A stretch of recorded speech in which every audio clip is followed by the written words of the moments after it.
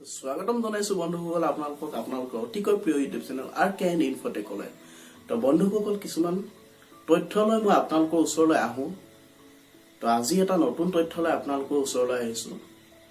আমাৰ যেটো অসমৰ কাৰেণ্টৰ ব্যৱস্থা ইলেক্ট্ৰিচিটি, তো এই ইলেক্ট্ৰিচিটি ব্যৱস্থাটো এটা নতুন পৰিৱৰ্তন হ'ব 1 এপ্ৰিলৰ পৰা।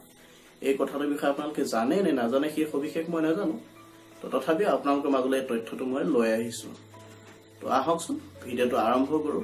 ভিডিঅ'টো আৰম্ভ কৰাৰ আগতে সকলোকে এটা অনুৰোধ কৰো যে সকলো মোৰ চেনেলটো সাবস্ক্ৰাইব কৰিব আৰু কাষত থকা বেল আইকনটো আপোনালোকে দবাব আৰু কমেন্ট কৰি জনাব যে ভিডিঅ'টো কেনেকুৱা পালে আৰু কিবা যদি ভুল ভ্ৰান্তি হয় তাকো শুধৰাই দিব।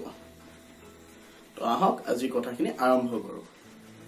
তো প্ৰথমতেই কৈছো যে 1 এপ্ৰিলৰ পৰা ভাৰত চৰকাৰে অসম চৰকাৰে এটা নতুন নিয়ম প্ৰৱৰ্তন কৰিছে ইলেক্ট্ৰিচিটিৰ ওপৰত, যে যেটো আপোনালোকৰ ইলেক্ট্ৰিচিটি মিটাৰ আছিলে সেই মিটাৰটো আগতে কি হয় আপোনালোকে এক মাহ চলিলে তাৰ ওপৰত যিখিনি ইউনিট উঠিল তাৰ ওপৰত বিল হ'ব, সেই বিলটো আপোনালোকে পে কৰিব লাগে। তো তাৰ ক্ষেত্ৰত কি হয় মানুহে যে বিলটো পে নকৰে, বহুতে বিল পেন্ডিং হৈ থাকে, তাৰ কাৰণে মানুহে হাৰাশাস্তি ভুগিবলগীয়া হয়, চৰকাৰৰ বহুত লোকসান হয়। তো তাৰ কাৰণে এতিয়া চৰকাৰে নতুন এটা নীতি আৰম্ভ কৰিছে যে বিল পেটো আচলতে আপোনালোকৰ যেটো মিটাৰ হ'ব নতুন মিটাৰ লাগিব আৰু সেই মিটাৰটো হ'ব প্ৰিপেইড মিটাৰ। তো তাৰ অৰ্থটো কি হল আগতে ধৰক পোষ্টপেড আছিল এটা প্ৰিপেইড হৈ গ'ল। প্ৰিপেইডটো কি হ'ব আপোনালোকে জানে মোবাইল ব্যৱহাৰ কৰে যিহেতু ৰিচাৰ্জ কৰিব আৰু ৰিচাৰ্জ কৰিলে সেই ৰিচাৰ্জখিনি 1 মাহৰ হওক বা 3 মাহৰ হওক যেনেকৈ হওক ৰিচাৰ্জ কৰিব লাগিব, তাৰ ওপৰত ভিত্তি কৰি ৰিচাৰ্জৰ টকাখিনি শেষ, তো আপোনালোকৰ মোবাইল চলোৱাটো বন্ধ হৈ যাব। ঠিক তেনেদৰে কাৰেণ্টৰ ব্যৱস্থাটো আপোনালোকে 1 মাহৰ কাৰণে ইমানখিনি টকা ৰিচাৰ্জ কৰিলে, তো তাৰ ওপৰত ভিত্তি কৰি ডেইলি ইমানখিনি কাৰেণ্ট পুৰিলে, তাৰ ওপৰত ভিত্তি কৰি ধৰক 300 টকা ৰিচাৰ্জ কৰিলে বোলে 30 দিনৰ কাৰণে।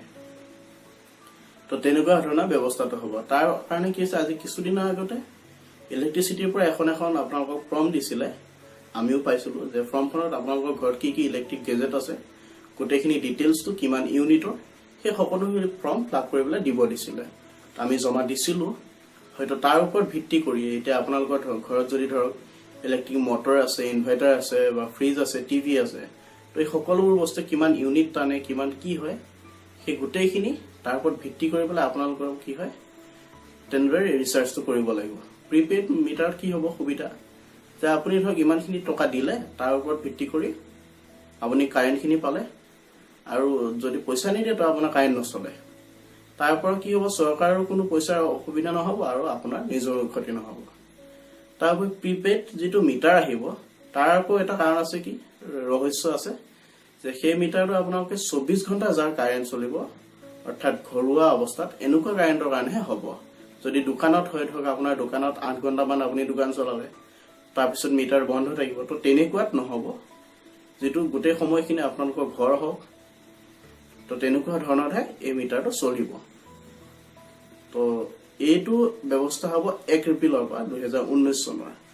এইটো আপোনালোকৰ প্ৰায় 3 বছৰমানৰ ভিতৰত চৰকাৰে এই গোটেই কামখিনি সমাপ্ত কৰিবলৈ আদেশ দিছে। তো এইখিনি আছিল আজিৰ তথ্যটো, কেনেকুৱা পালে জনাব।